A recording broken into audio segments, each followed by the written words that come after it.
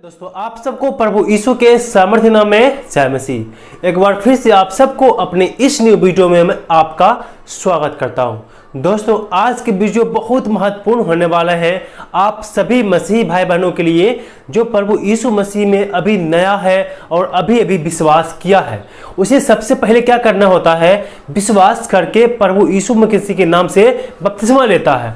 और बपतिस्मा लेने के बाद जो उसका जो दिनचर्या होता है ना, हर एक मसीही भाई बहन को जो प्रभु यीशु मसीह में विश्वास करता है उसका जीवन का आधार होता है प्रार्थना। अगर आप प्रभु यीशु मसीह में विश्वास करते हैं तो आपका जीवन का आधार एक प्रार्थना होना चाहिए। आपको हमेशा प्रार्थना करना चाहिए। बाइबल हमें बतलाता है लगातार निरंतर प्रार्थना में लगे रहो। मेरे प्रिय भाई बहनों, जब आप एक मसीही हैं, मसीही कहने का अर्थ है कि आप प्रभु यीशु मसीह में विश्वास करते हैं, तो आप एक मसीही व्यक्ति हैं और आपके जो जीवन का आधार है वो प्रार्थना होना चाहिए।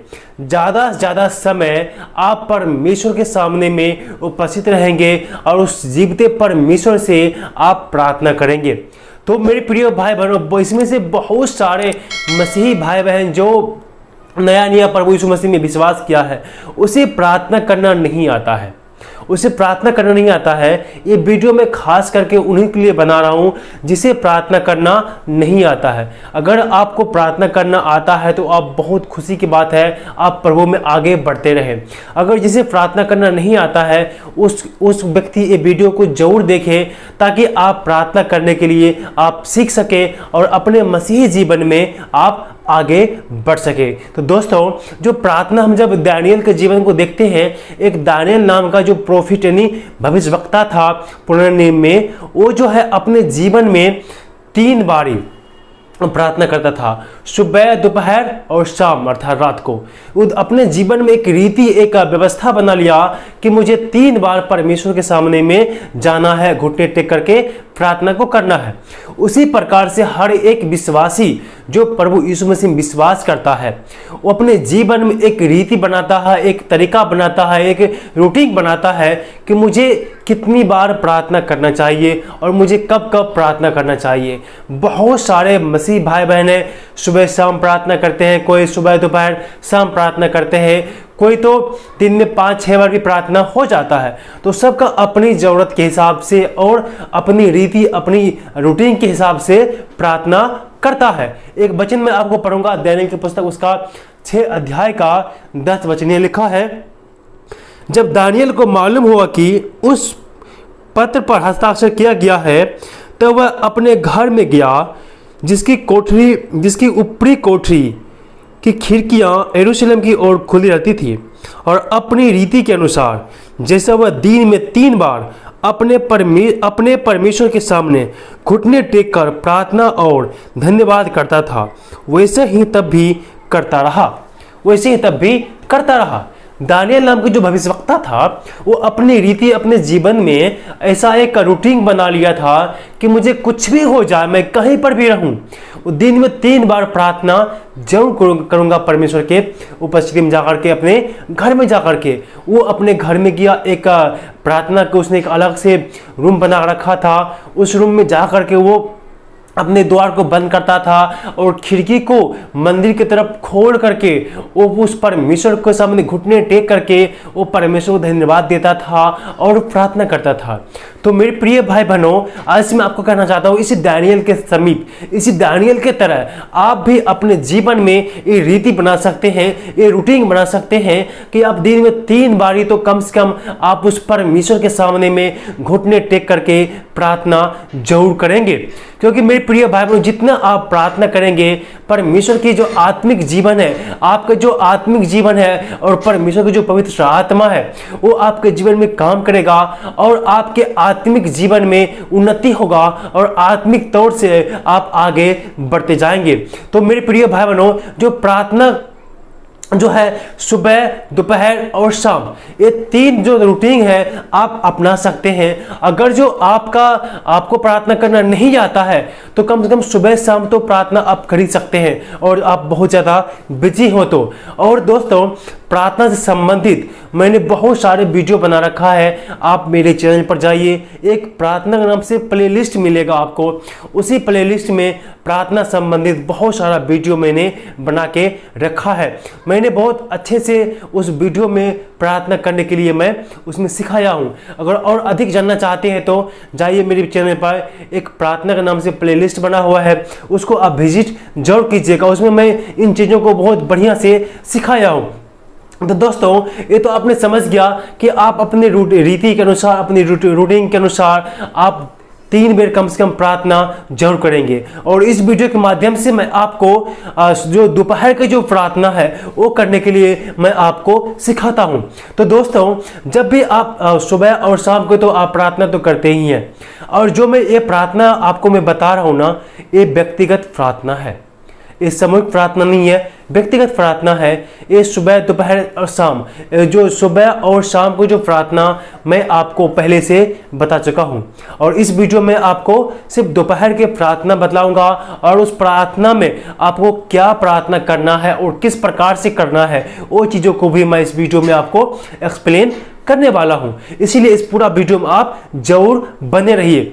दोस्तों, अगर आप कहीं पर भी हो, आप कोई जॉब करते हैं या नौकरी करते हैं या कहीं पर भी आप हैं या घर में भी है, जब आपने एक रीति बनाया, एक रूटीन को बना लिया कि मुझे सुबह, दोपहर, शाम प्रभु के सामने प्रार्थना करना है, तो आप अपने टाइमिंग के अनुसार आप जाए, कहीं पर भी है, आप अपने घर में जाइए, आप अपने रूम में जाइए और घुटने टेक कर रूम को बंद कीजिए, और उस घुटने को टेक करके आप उस खुदा से प्रार्थना कीजिए। और आपकी जो प्रार्थना में है, इस प्रार्थना में मैं आपको बताऊंगा 4 स्टेज होना चाहिए। जो सबसे जो पहला, आप जब आंखें बंद करके, घुटने टेक करके उस परमेश्वर से आप जब प्रार्थना करेंगे, तो सबसे पहले आपकी प्रार्थना में होना चाहिए आराधना, यानी परमेश्वर को महिमा देने के लिए आपकी प्रार्थना में सबसे पहले आप परमेश्वर की आराधना कीजिए। आप चाहे तो स्तुति गीत भी गा सकते हैं, परमेश्वर की महिमा देने के लिए उसका आप बड़ाई भी कर सकते हैं। तो इस प्रकार से आप परमेश्वर की आराधना करें। और जो दूसरा स्टेप है प्रार्थना का, वह है धन्यवाद। आप जब भी प्रार्थना करने के लिए जाए दोपहर के समय में, तो जो दूसरा स्टेज है वो है परमेश्वर को धन्यवाद देना। आपके जीवन में जो आशीष परमेश्वर ने दिया है, जो आपके लिए जो परमेश्वर ने काम किया है, आपको सही सलामत रखा है, उसके लिए आप उस परमेश्वर को धन्यवाद जरूर, ये दूसरे बार में। और जो तीसरा बार में जो आपको करना है, सबसे जो महत्वपूर्ण काम है, वह है अपने पापों का अंगीकार करना। हाँ दोस्तों, आप जब भी प्रार्थना में बैठे तो ये जो तीसरा स्टेज है वह है पापों का अंगीकार करना। आपने जो पाप किए, जो गुनाह किए, उन सारे चीज़ों के लिए, सारे बातों के लिए आप उस परमेश्वर से अंगीकार करेंगे। मेरे दोस्तों, चाहे कोई भी इंसान हो, सबने पाप किया, वचन बतलाता है सबने पाप किया और परमेश्वर की महिमा से रहित है। अर्थात हम एक पापी इंसान हैं। जब हम पापी इंसान हैं, मैंने पाप किया, तो उस पाप को स्वीकार करना है, उस पाप को स्वीकार करना है। घुटने टेक करके प्रार्थना कीजिए। और तीसरा स्टेज में उस पाप को स्वीकार कीजिए। प्रभु, मैंने जो गुनाह किए, जो मैंने पाप किए, उन सारी गलतियों को, सारे पापों को मैं स्वीकार करता हूँ, मैं अंगीकार करता हूँ कि मैंने पाप किया। हो सके तो आप मेरे पापों के लिए मुझे आप माफ़ कर दीजिए। उसे आप पाप से पछताव के लिए आप माफ़ी मांगिए। और जो चौथा स्टेज है वो है याचना करना। और आप परमेश्वर से लास्ट वर्ड में क्या करें? प्रार्थना करें।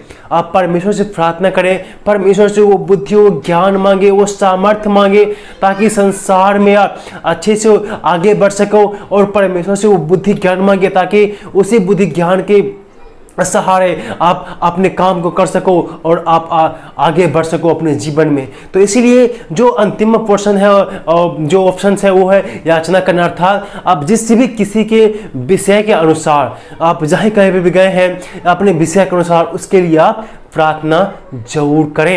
ये चौथा बार में जो मैंने आपको बतलाया, 4 नियम जो बतलाया ना, ये 4 जो तरीके हैं, आपके प्रार्थना में चारों बातें हमेशा शामिल होना चाहिए। तभी आपका प्रार्थना अच्छा होगा और आपकी प्रार्थना को वो परमेश्वर सुनेगा और उसका उत्तर भी देगा। वचन हमें बतलाता है अगर जो हम अपने पापों को मान लेते हैं वो हमें माफ़ करने में धर्मी है। और वचन ये भी बतलाता है हम जो कुछ भी उससे मांगते हैं हमें वो देता है। इसलिए पूरे विश्वास के साथ में आप प्रार्थना करें और ये विश्वास रखें कि जो कुछ हमने मांगा वो हम पाया है। तभी परमेश्वर आपकी प्रार्थना को उत्तर सुनेगा और उत्तर भी देगा। इस प्रकार से आप दोपहर की प्रार्थना को कर सकते हैं और इस प्रैक्टिस को आप कीजिए। मैं पिछले वाले वीडियो में जब आप मेरे चैनल पर जाकर के प्लेलिस्ट में जाएंगे एक वीडियो आपको मिलेगा प्रार्थना करना सीखें, उसमें मैंने आपको प्रार्थना के करके सिखाया प्रार्थना को।